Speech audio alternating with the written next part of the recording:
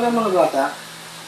Bago tayo magsimula, pakilinisan po ng sahig, pakipulot ng mga papel na nagkakalat, mga kalat at ayos ng upuan.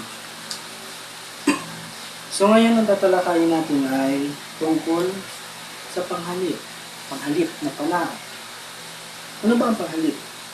Panghalip ay panghalip o pamalit pangalan. Ito ay tinatawag na pronoun sa Ingles. Sino bang may alam nito? Sino bang may idea na tungkol sa panghalip? So, meron tayong uri ng panghalip. Ang una ay ginagamit ng nagsasalita. So, ano bang mga ginagamit ng panghalip ng nagsasalita? Tulad ko.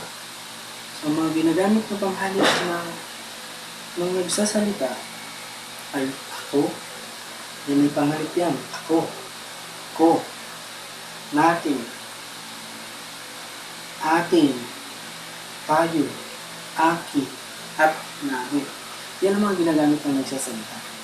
So, ibigay tayo ng halimbawa. Tutukuyin nyo kung ano ang ginamit na panghalip sa binigay kong talata o salisay. Talata. Kasama ko ang aking kapatid. So, ano ba ang ginamit na panghalip doon sa sinabi ko, sa binasa ko? Ano ba ang ginamit doon? Sige nga. Ikaw nga, sagutan mo. Kayo. Ano ang ginamit mo na panghalip? Tama. Yun ay ang panghalip na ako or ko. Ang panghalip na ko. Kasama ko ang aking kapatid. So, ko. Ano nga? Ito meron pa isa. Ako ay nagtungo sa Plaridel. So, ano ba ang ginamit na panghalip mo? Tama, ako. Kami ay sumakay sa bus. O ano ang ginamit mo na panghalip? Panghalip. Sige nga, may sagot mo. O ikaw, sige. Sagutan mo. Tama. Kami. Yan ang mga halimbawa ng mga gamit na panghalip na ginagamit ng mga nagsasalita. Meron ka pagbibigay ba ng kahit isang talata man lang na may gamit na panghalip na gamit na nagsasalita? Sige nga. Correct. Ang galing. Palakpakan natin. So ngayon tumungo naman tayo sa ikalawang panauhin. Ito ay kinakausap. Ginagamit ng kinakausap. So halimbawa ako nagkausap ikaw. Ikaw ang gumagamit nito. So halimbawa, sige, bigay natin yung anong mga gamit ito. Ang gamit ito ay ikaw, ka, mo, iyo, kita, tayo, inyo, at ninyo. Yan ang mga ginagamit na panghalip ng kinakausap. So, ang magbibigay ako ng mga talata, tutukuyin nyo ulit. Ganun na, ginawa natin kanina. So, una, ikaw ay inaanyahan ko sa aking kaarawan. Excuse me. So, ikaw ay inaanyahan ko sa aking kaarawan. Anong ginamit na panghalip? Correct. Ang ginamit na panghalip ay ikaw. Isa pa. Ang iyong mga pinsan ay darating din. Anong ginamit na panghalip? Tama. Iyong. O iyo. Iyong. So, last na nga. Kailan kayo uuwi? Anong ginamit na panghalip? O sige nga. Sagutan mo nga. Ikaw, nasa likod ng tao ka. Kayo. Ano ang ginamit na panghalip? Kailan kayo uuwi? Anong ginamit na panghalip doon? Tama. Ang salitang kayo. Yun ang mga ginamit. So, pumunta naman tayo sa susunod pa. Ang ikatlong panauhin. Ito ay ginagamit ng pinag-uusapan nyo. Ito ay pinag-uusapan nyo. Ang mga halimbawa nito ay siya, niya, sa kanya, or kanya, sila, nila, at ito. So yun ang mga ginagamit na ay yung panghalip na pinag-uusap. So, halimbawa tayo dito, tutukuyin nyo na naman kung ano yung ginamit na panghalip. So, pero may iba naman tayo. Tatawag tayo ng isa na sasagot. Okay? So, sila ay napakasayang pamilya. Anong ginamit ko na pang halip? Anong ginamit na pang halip doon sa pangungusap na yun? Ikaw miss. Tama. Ang ginamit na pang halip doon ay sila. So, isa pa. Sa kanila, batong sasakyan. Hindi. Kanila ba itong sasakyan? Ano ang ginamit doon na panganib? Ikaw. Tama. Sa kanila ang ginamit ng panganib doon. So, isa pa, last.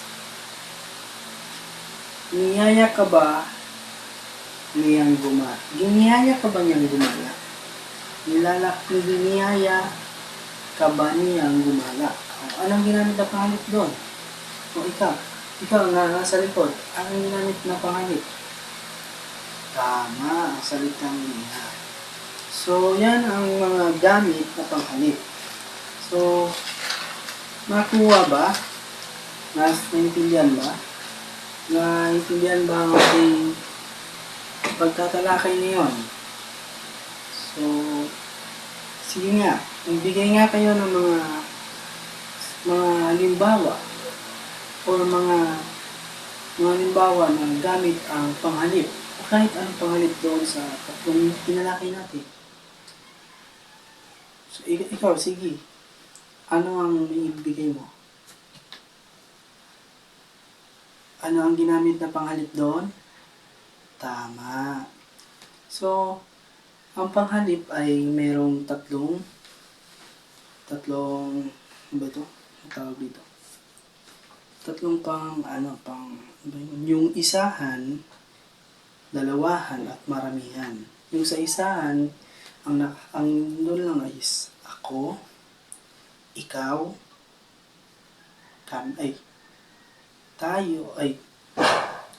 ako, ikaw, akin, sayo,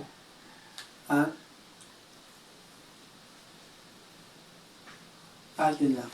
Sa dalawa naman, nandun yung tayo, atin, sa kanila, sa atin, at sa amin, or amin.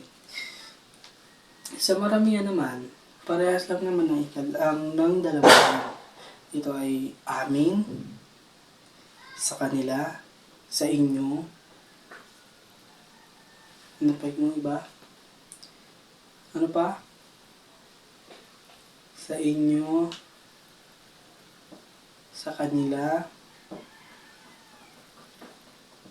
sa amin, at sa atin. Yun. Ang mga tinalakay natin ngayon, ano ba ang naintindihan nyo?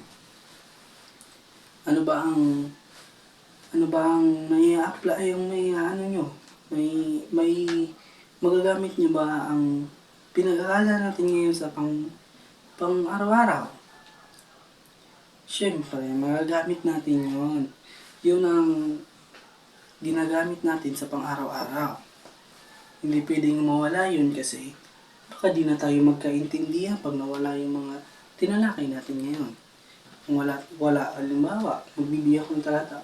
Halimbawa, ano ba ang pwede kong bigay? Halimbawa, ako ay pumunta sa boulevard. Tapos inalis ko yung panghalip na ako. So ang natira na lang na is pumunta sa boulevard. So sino ang pumunta sa boulevard? Wala, di tayo magkakaintindihan pag di yan nagagamit. So, kumuha tayo ng papel.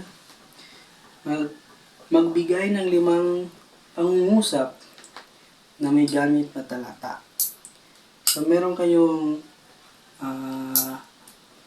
siguro mga 5 minutes para, 3 lang para madali tayo. Meron kayong 5 minutes para mag-isip. Pagkatapos sa 5 minutes, ipapasa nyo sa akin yung mga ginawa nyo. Sige. So ngayon, ay maggagawa tayo ng takdang aralin.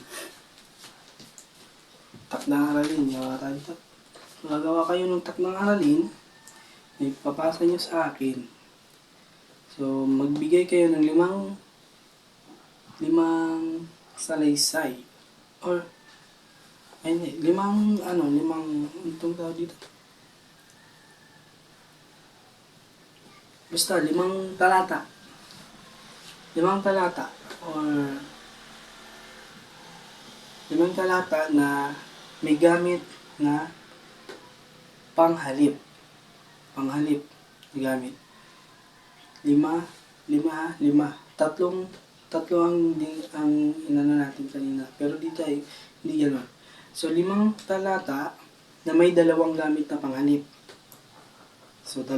Sasalangguitan nyo yun. Ipapasa nyo sa akin bukas. So ngayon, ang pagtatapos ng ating pagtutukoy o pagsasalaysay,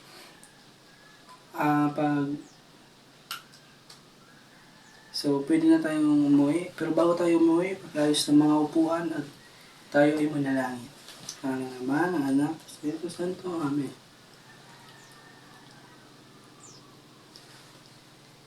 Okay, pag-ayos ng mga upuan, yung mga kalat, pakipulot. So, upo muna, upo. So, goodbye class. Goodbye mga bata. Sige na, uwi na.